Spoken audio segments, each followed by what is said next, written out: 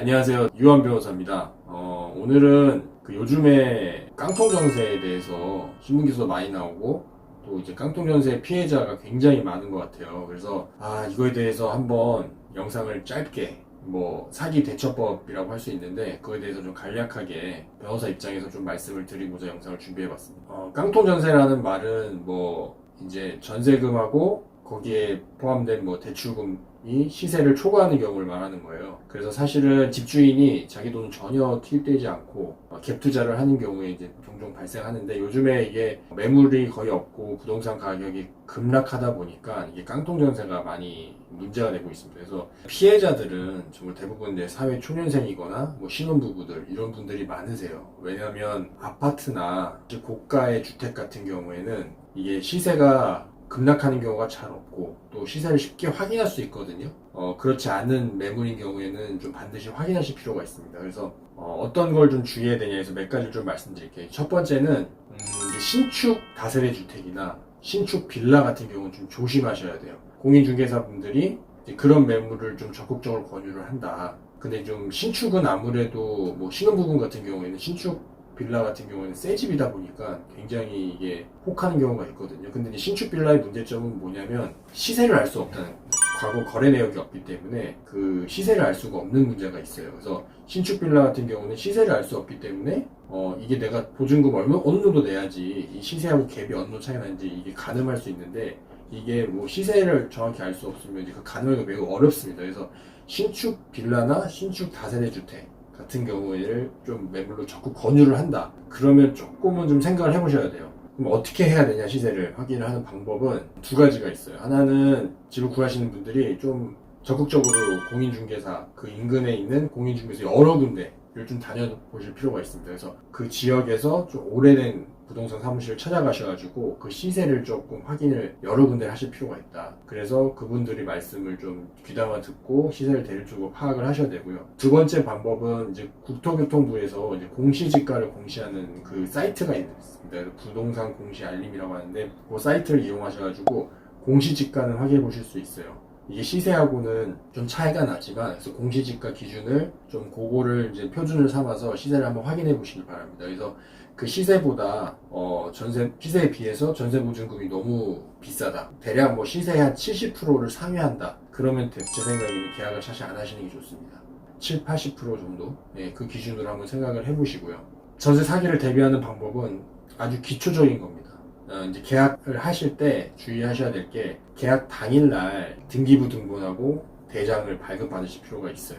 대부분은 등기부등본을 한 번도 안 보셨을 경우가 많으실 거예요. 근데 등기부등본은 물론 공인중개사분들을 끼고 하시면, 계약을 하시면 공인중개사분들이 확인을 하시는데, 그렇다 하더라도 당사자인 임차인이 본인이 직접 확인하셔야 됩니다. 그래서 계약을 할 당일날 그 직전에 등기부등본을 발급을 받아서 물건에 근저당권이나 가압류나 가등기나 이런 게 설정이 안 돼 있는지를 꼭 한번 확인해 보시고요. 두 번째는 임대인의 신원을 명확하게 확인하시는 게 중요합니다. 그래서 계약을 할 당시에 그 계약서는 반드시 웬만하면 그 등기부등본에 기재되어 있는 소유주가 계약을 체결하는 걸 좀 적극적으로 이렇게 말씀을 하시고요. 그분이 맞는지 신원을 한번 확인하시기 바랍니다. 주민등록증 같은 걸 통해서 확인을 꼭 해보시고, 그 다음에 또 추가로 받는 게 좋은 게 뭐냐면, 이제 소유주의 납세 증명원 같은 걸 받으셔도 좋아요. 그 납세 증명원은 뭐냐면 이제 국세나 지방세 같은 체납이 없다는 확인서.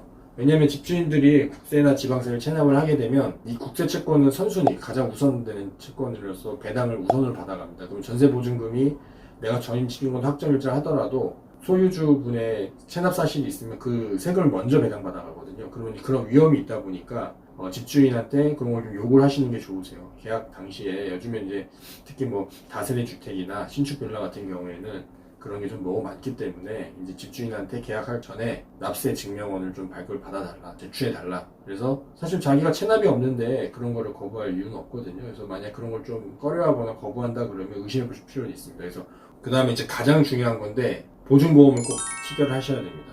보증보험은 그 기간 제한이 있어요. 계약 체결일부터 5개월 내에 그 보증보험 상품을 꼭 가입을 하셔가지고 이 보증금에 대한 보호장치를 반드시 해놓으시는 게 좋습니다. 그래서 전세계약을 체결하시기 전에 제가 말씀드린 이 몇 가지 사항을 꼭 체크를 하신 다음에 전세계약을 체결하실 걸 드리고요. 그 다음에 이제 계약을 하고 나서 좀 주의해야 될 부분이 하나 있어요. 그 부분은 뭐냐면, 만약에 전세 보증금을 증액을 할 때, 전세 보증금을 증액할 때는 그 증액 부분에 대해서는 기존에 받았던 대항력이 미치지 않거든요. 그래서 만약에 증액을 하게 된다, 그러면 다시 한 번 더 증액할 당시 기준 날짜 기준으로 등기부등본을 발급을 받아서 혹시 내가 계약일 이후에 집주인이 뭐 근저당권이나 뭐 가압류가 되어 있는 건 아닌지 한번 확인을 해보셔야 됩니다.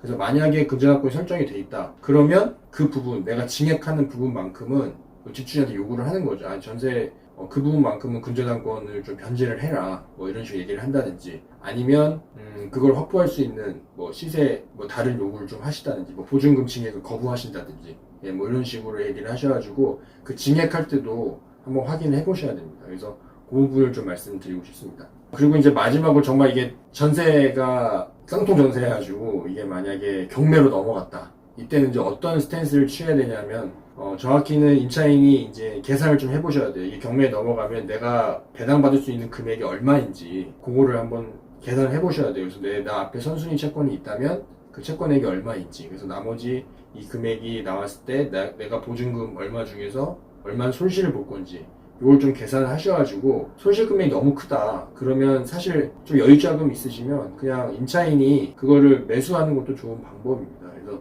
임차인이 보증금에 대해서 정확히 알고 있고 그 부동산에 대해서 정확한 시세를 알고 있는 사람은 임차인일 가능성이 높기 때문에, 임차인이 그 계산을 좀 면밀하게 하셔가지고 내 손실액을 최소화하는 방법을 좀 찾으시는 것도 좋은 방법이세요. 그 경매에 대해서도 좀 공부를 하시고 배당액이 얼마가 될지 좀 공부를 하신 다음에 내가 배당을 얼마를 받을 수 있는지, 그래서 손실금이 얼마인지를 좀 정확히 계산하셔서 손실을 최소화할 수 있는 그런 방법을 좀 찾아보시기 바랍니다. 네, 오늘 좀 준비한 거는 여기까지 말씀드리고요. 다음에 또 찾아뵙도록 하겠습니다. 감사합니다.